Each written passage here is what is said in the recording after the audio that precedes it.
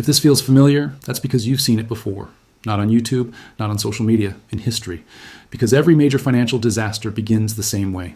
Not with panic, not with chaos, but with calm. Markets still function. Banks still operate. The currency still dominates. And the public believes nothing fundamental can change. That's the most dangerous phase of all. Because systems don't break when people are afraid. They break when people feel safe. Here's the uncomfortable truth most people don't want to hear. 2008 was easy. It felt terrifying at the time. People lost homes. Jobs disappeared. Banks collapsed on television screens. But structurally, the system had room to move. This time, it doesn't. Let's rewind to 2008 for a moment. The crisis had a clear epicenter. Housing, subprime mortgages, leverage piled on leverage. A bubble inflated and finally popped. Everything else was downstream from that one failure. And when it broke, policymakers still had weapons. Interest rates were high enough to cut aggressively. Government debt was far lower than today. Inflation wasn't a constraint. Public balance sheets could absorb shock. So when the system cracked, it was painful. But it was fixable. Liquidity was injected, rates were slashed, confidence was force-fed back into the system, and it worked. Not because the system was healthy, but because it still had flexibility. That's the word most people miss. Flexibility. Now compare that to today. There is no single epicenter, no obvious housing bubble ready to pop and reset everything. Instead, stress is spread everywhere. Commercial real estate refinancing, stock market concentration, government debt rollover, consumer credit exhaustion. Each one alone is manageable. Together, they form something much more dangerous. Because the system can't isolate the damage anymore, this is why comparing 2026 to 2008 actually understates the risk. In 2008, the problem was narrow. Today, the problem is structural. The system is more leveraged, more interconnected, more dependent on confidence, and far less forgiving. Back then, policymakers could act decisively. Today, every action creates a new problem. Cut rates too fast, inflation resurfaces. Keep rates high, debt service explodes. Spend aggressively, confidence erodes. Cut spending, growth stalls. There's no clean move left. This is why markets feel strange right now. Rallies feel nervous. Volatility appears on good news. Liquidity vanishes without warning. Nothing is broken, but everything is tight. And tight systems behave differently. They don't collapse easily. They snap suddenly. This is the key idea to understand before we go any further. The danger today is not panic. The danger is compression. Pressure building quietly inside balance sheets, inside refinancing cycles, inside consumer behavior. By the time it becomes obvious, options are already gone. That's why 2008 was easy, and why this time won't be. In every crisis, there's one invisible force that determines how bad things get. Not fear, not headlines, not even the size of the problem. It's the safety net. In 2008, the safety net was massive, and most people don't realize how unusual that was, because what saved the system back then no longer exists in the same way today. Let's be precise. In 2008, when the financial system cracked, central banks still had space. Interest rates were above 5%. That meant they could cut aggressively. They could inject liquidity without immediately triggering inflation. They could expand balance sheets without destroying currency confidence. They could promise support, and markets believed them. The Federal Reserve became the buyer of last resort. The government became the backstop of last resort. And the world accepted it. Why? Because the system still trusted the U.S. completely. Debt levels were manageable, demographics were supportive, globalization was expanding, inflation was dormant. So when extraordinary actions were taken, they felt temporary. Emergency measures, short-term medicine. Now fast forward to today, ask yourself an honest question. What happens when the next shock arrives? Because the safety net looks very different now. Interest rates are already high, not as a policy choice, but as a constraint. Inflation isn't theoretical anymore, it's embedded. Every rate cut carries consequences. Every liquidity injection risks reigniting price pressure. That changes everything. In 2008, the Fed could act without trade-offs. Today, every move has a cost. Cut rates too fast, inflation resurfaces, hold rates high, debt stress accelerates. Support markets, currency confidence weakens. Protect the currency, growth suffers. There's no free option left, only damage management. This is the defining feature of a late-stage system. And it's not just the Fed. Look at government balance sheets. In 2008, U.S. debt was around $10 trillion, but today it's nearing $38 trillion. Back then, stimulus felt temporary. Today, stimulus feels permanent. Interest alone now consumes more than national defense spending. That means future responses are constrained before they even begin. You can't fight a fire when your water pressure is already maxed out. This is why modern crises don't explode immediately. They grind. Pressure accumulates quietly. Banks don't fail all at once. They tighten lending. Credit availability shrinks. Refinancing becomes selective. Consumers don't collapse overnight. They downgrade lifestyles. They stretch payments. They miss one bill, then another. Markets don't crash instantly. They become hypersensitive. They react violently to small surprises. This is what fragility looks like. And here's the most important shift from 2008.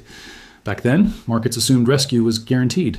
Today, markets assume rescue has limits. That changes behavior. Investors hedge sooner. Institutions reduce exposure quietly. Capital moves defensively, not in panic, in preparation. And preparation always comes before headlines. This is why volatility today feels different. Good news causes confusion. Bad news causes overreaction. Because markets are no longer asking, is there a problem? They're asking, can this still be fixed? That's a much more dangerous question. In 2008, the answer was yes. Today, the answer is only partially. And partial solutions don't restore confidence, and they buy time. Time comes at a cost, and the bill always arrives later. This is the environment where systems don't break from shocks. They break from accumulation, small stresses, repeated compromises, delayed consequences. Which brings us to the first place, where that accumulation is becoming impossible to hide.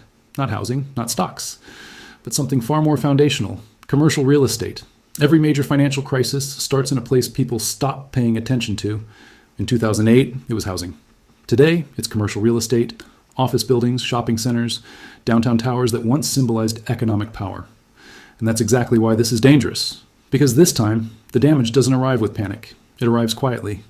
For decades, commercial real estate was treated as one of the safest assets in finance. Long leases, predictable cash flows, stable valuations. Banks loved it. Pension funds relied on it. Insurance companies built portfolios around it. It was considered boring. And in finance, boring usually means trusted. But that trust was built on assumptions that no longer exist. By 2026, nearly $1 trillion in commercial real estate debt is scheduled to mature. This isn't future borrowing. This is old debt coming due. Debt issued when? Interest rates were near zero. Office buildings were full, and property values were assumed to only rise. None of those assumptions hold anymore. Office vacancy rates in major cities are at historic highs. Remote work didn't just change habits, it permanently reduced demand. Entire floors are empty. Leases aren't being renewed, and buildings are being revalued far below their previous prices. This creates a silent breaking point. When a building's value drops below the loan attached to it, owners face a simple choice: put more capital into a losing asset or walk away. And increasingly, they're walking, not because they're reckless, but because the math no longer works. Banks aren't seizing buildings in dramatic fashion. They're quietly receiving keys instead of payments, no headlines, no chaos, just losses spreading slowly through balance sheets. This is why commercial real estate is called a slow-moving crisis. Losses don't hit all at once. They surface quarter by quarter. Inside, regional banks, private lenders, pension funds, insurance portfolios. And that matters. Because unlike 2008, this risk is not concentrated in a few giant institutions. It's spread across hundreds of smaller banks. Banks that fund small businesses, local construction, regional economies. Banks that do not have unlimited access to bailouts. When those banks feel pressure, they don't collapse. They tighten. They reduce lending. They raise standards. They stop refinancing marginal borrowers. Credit dries up quietly. And when credit dries up, the real economy slows, without anyone ringing an alarm. Here's the critical difference from 2008. Back then, falling real estate prices triggered panic. Today, falling prices trigger denial, and because as long as losses remain gradual, the system can absorb them. But slow does not mean safe. It means corrosive. Commercial real estate isn't imploding, it's eroding. And erosion weakens the foundation long before anything visibly breaks. This is why 2026 matters. Not because buildings suddenly collapse, but because refinancing windows close. Debt matures into a market that no longer exists. And when refinancing fails, defaults follow. Not explosively, systemically. And commercial real estate is only the first pressure point. Because while buildings are quietly losing value, something else is inflating rapidly above them: the stock market. And that's where the next imbalance becomes impossible to ignore. On the surface, the stock market looks healthy. Indexes near all-time highs. Headlines talk about resilience. Analysts say risks are priced in. But this strength is an illusion, because it's not broad, it's narrow. Today, the majority of U.S. market gains come from just 7 companies, often called the Magnificent Seven: Apple, Microsoft, Nvidia, Alphabet, Amazon, Meta, Tesla. Together, they dominate. Major indices: retirement accounts, ETFs, passive investment flows. When they rise, the entire market appears strong. But beneath them, most stocks are flat. Many are already falling. This creates a dangerous misunderstanding. Investors believe they're diversified, but they're not. They're crowded into the same trade through different wrappers: index funds, target date funds, ETFs, different names, same exposure. This kind of concentration has appeared before in history. Before 1929, before 2000, before every major correction, driven by confidence rather than fundamentals. And it always ends the same way. Not when panic starts, but when expectations shift. Here's the structural problem. When markets are concentrated, gains accelerate quickly, liquidity looks abundant, and volatility feels controlled, until something breaks the narrative. Then the exits don't widen, they shrink. If even 2 or 3 of these dominant companies disappoint, index funds are forced to sell. Algorithms react simultaneously. Passive flows reverse into active selling. The market doesn't fall in steps. It cascades, because everyone owns the same names. This is why modern crashes move faster. Not because fear is higher, but because positioning is tighter. And there's another difference from 2008 that most people overlook: interest rates. In previous crises, the Federal Reserve had unlimited flexibility. Rates could be slashed, liquidity could be injected, markets could be stabilized quickly. That safety net is no longer infinite. With inflation still sensitive, the Fed cannot aggressively flood the system with cheap money without consequences. That changes investor psychology. People know the rescue won't be automatic. And when safety becomes conditional, behavior changes. Risk tolerance becomes brittle. This is why markets now react violently to good news, normal data, slight disappointments. Because prices assume perfection. And perfection has no margin for error. This is the moment most investors misunderstand. They think crashes start when fear rises. They don't. They start when belief breaks. And belief breaks when everyone realizes, at the same time, that there's no room left. The market isn't just expensive, it's concentrated, leverage dependent, narrative driven. And those 3 conditions don't unwind slowly, they snap. Which brings us to the force that ties everything together, the mechanism that turns stress into a system-wide loop. Not markets, not real estate, but debt. Every financial crisis has a trigger, but every systemic crisis has something more dangerous: a loop. And right now, the United States is trapped inside one. It's called the debt doom loop. Here's how it works. Simply, the U.S. national debt is now approaching $38 trillion. That number is so large it has lost emotional meaning. But the interest on that debt hasn't. The government is now paying over $1 trillion per year just in interest. More than national defense, more than most social programs, and that's the problem. Because interest is not optional. In a household, rising interest means spending cuts. In a business, it means restructuring. But the U.S. government can't do either easily. Most spending is mandatory. Social Security, Medicare, defense, existing debt interest. So when interest costs rise, the government doesn't reduce debt. It issues more debt. New borrowing is used to service old borrowing. That's the loop. More debt, more interest, more borrowing, even more debt. This isn't theory. It's already happening, and it's accelerating. Now here's why 2026 matters. Between now and then, trillions of dollars of U.S. debt must be refinanced.